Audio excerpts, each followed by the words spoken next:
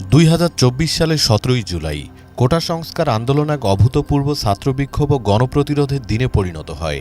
আগের দিনের হত্যাকাণ্ডের প্রতিবাদে ঢাকা বিশ্ববিদ্যালয়ের রাজু ভাস্কর্যে গায়েবানা জানাজা ও কফিন মিছিল করেন শিক্ষার্থীরা।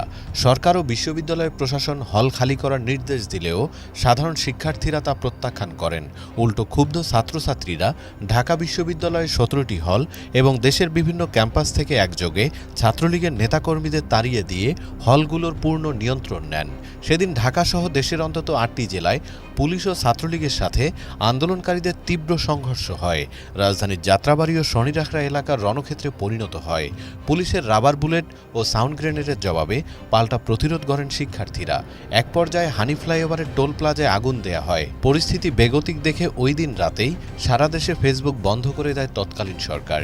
একই সাথে জাতির উদ্দেশ্যে দেয়া ভাষণে তৎকালীন প্রধানমন্ত্রী শেখ হাসিনা আন্দোলনকারীদের আদালতের রায় পর্যন্ত ধৈর্য ধরার আহ্বান জানান। তবে সরকারের এই আহ্বান ও দমনপীড়নকে বর্জন করে সব হত্যার বিচার ও কোটা সংস্কারের দাবিতে পরের দিন 18 জুলাই সারা দেশে সর্বাত্মক কমপ্লিট শাটডাউন কর্মসূচি ঘোষণা করেন শিক্ষার্থীরা। ফ্যাসিবাদের বিরুদ্ধে চূড়ান্ত লড়াইয়ের এটি ছিল ঐতিহাসিক সূচনা।